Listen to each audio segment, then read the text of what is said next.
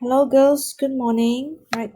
In today's lesson, we're going to learn about the use of electricity in electrical appliances. So, we are going to learn actually how to calculate the electricity bill of our house. Okay. Every month, you will see the Tenaga National Man come and read our meters. So, how do we actually calculate how much electricity we have used? So, we're going to determine the cost of electrical energy consumed. That means how much the cost of the electricity that we have used for the month. Okay, so you have to, as you know, in your house or outside the house there at the porch, you have a meter. This is called an electric meter. All right, this electric meter will actually have numbers here, and that will record the amount of electricity that you have used. So the unit that is measured here is actually kWh. Okay, what is kWh? K stands for kilo. W stands for watt. Watt is the unit for power. Okay, so we're going to look at power later on. We need to understand what is the meaning of power first before we calculate how much energy that the house has used. And then H stands for hour. Okay, so the unit for calculating the cost of electricity that you have used is called kilowatt hour. Okay, now, so let's see how do we calculate. So this is an electric meter to calculate or to measure the quantity of electricity used. Okay, so let's look at the meaning of power. Okay, now if you look at power, what is the definition of power? Power actually means the rate of electrical energy used by an electrical device. That means energy how much energy the electrical appliance, maybe let's say the TV or the radio or the rice cooker or your aircon has used within a specific time. When you see the word rate here means it's always over time. So for the formula to calculate power is actually you must take the energy, how much energy is used, divided by the time taken, divided by time. So usually for time you will use seconds, this is a unit. For energy, as you know, always the unit for energy is called joule, Joule.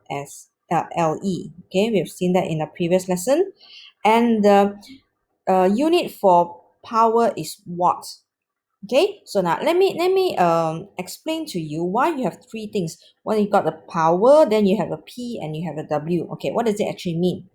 Now, power is the physical quantity. That means what is it? Okay, what is it? It's called the thing that you're measuring. It's called power. And then the symbol. So because you do not want to write the whole word as so long, just put the word symbol to represent. It's called, just put P. P to represent power. And then the unit. How do you measure it?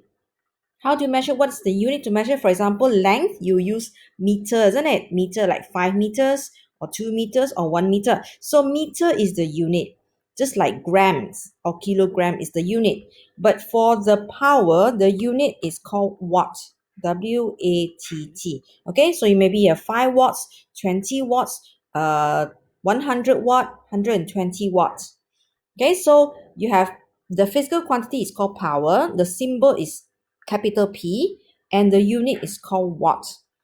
Okay, right. Let's look back at the formula here. Power is equivalent to the energy used divided by time. Now, this formula is not so important. Okay, afterwards I'll give you one formula which is more important that you will need to use to calculate, to solve problems, to do calculation. Okay, let's look at electric current. Electric current is defined as the rate of flow of electric charge. So how fast is the electric charge flowing? So again, rate, when you see the word rate here, then it's always divided by time. You see here?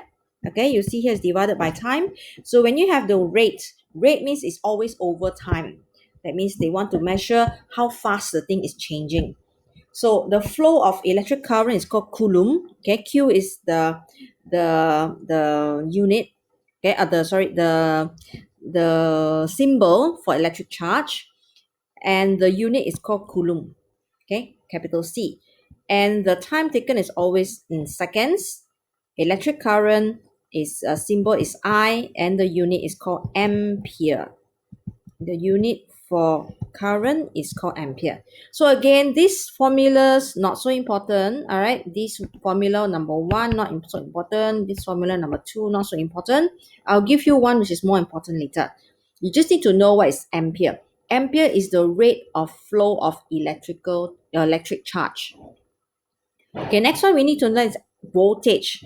Okay, voltage is the pushing force that moves the electrons. So how fast the electron moves also depends on what is the pushing force to push the electron. That pushing force is known as voltage. Okay, now voltage is defined as the electrical energy used to move a unit of electric charge. Okay, so the again now this one is voltage is the physical quantity. The symbol is V. The unit is also V. So this is a bit easier lah. Okay, everything is V. Voltage is the physical quantity. V is the symbol, and another V represents the volt. Okay, for example, 5 volts, 3 volts, or 2 volts.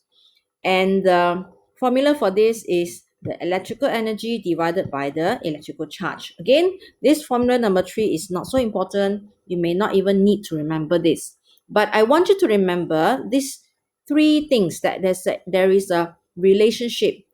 You see this one? I put the P, which stands for power. I stands for current, and V stands for voltage. Now, these 3, you have a very important formula. So this formula is over here. You will need this to solve problems. Okay, so remember this formula. The other 3 earlier formulas you don't need to remember, but you must remember this. Power equals to current times voltage. Okay, so P equals to IV 或者 VI, it doesn't matter. So P equals to IV 或者 or VI. So if you want to remember, your P is at the top, I is at the bottom, and so is V. Now, how do you remember this?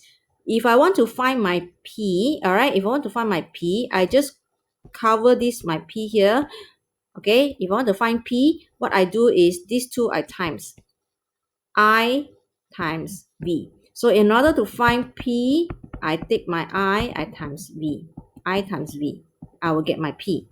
Okay, if I want to find my I, okay, how to look at this triangle? If I want to find my I just cancel this one. I cancel this one. So I'm left with my P, isn't it?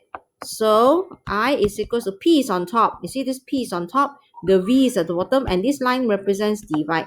So it's P divided by V. If I want to find the current, I will need to take the power divided by the voltage. Okay, the next one, what if I'm asked to find the voltage? Okay, if I want to find the voltage, so what happens is, all right, I close this one. I don't want this voltage. Now I want to find the voltage. I look at what do I have over here? I have a P here, and I have a line here to represent divide. So P divided by I. So here you will find that this important formula, all right, you need to remember in order to solve the calculation. Okay, let's look at one example. Let's get one example, right? Okay. Now, by relating power, so you have 3 things here. Power for P, voltage is V, electric current is I, not E, yeah? The total current, electric current that flow through the electrical appliances can be determined. So you want to find out how much current is flowing through this water jug. Okay, this is like a kettle. Now look here. You have an electric jug. They give you the power. They give you the voltage. You are asked to find what? You're asked to calculate the current. So you're supposed to find the current. So you're given power is P. You're given voltage, which is V. So what do you need to find? There are 3 things in the formula, right? So you look back at the formula here. You have P equals to IV. Okay, so I write it over here. P equals to I and V. So I already have my P. I already have my V. Now I'm supposed to look for the current. Current is I. Okay, so how do we find current? So it's actually, if I want to find I, will be P divided by V. Then like over here. See? I want to find I, P divided by V, right? So I just put it in the formula here. I equals to P divided by V. So what is my P? What's the power? Power is 2.2 kilo. Don't forget here is a kilowatt. So you have to change it to watt because the formula is watt, not kilowatt. So 2.2, that means 2.2 I must times. Kilo means 1,000. So actually it is 2,200 watts. Okay, so I'm going to put my 2200 as the power here. And what is the voltage? The voltage is given 240. So you do a bit of calculation. All right, take your calculator. 220 divide by 24, you will get 9.17. Actually 9.16666 like that.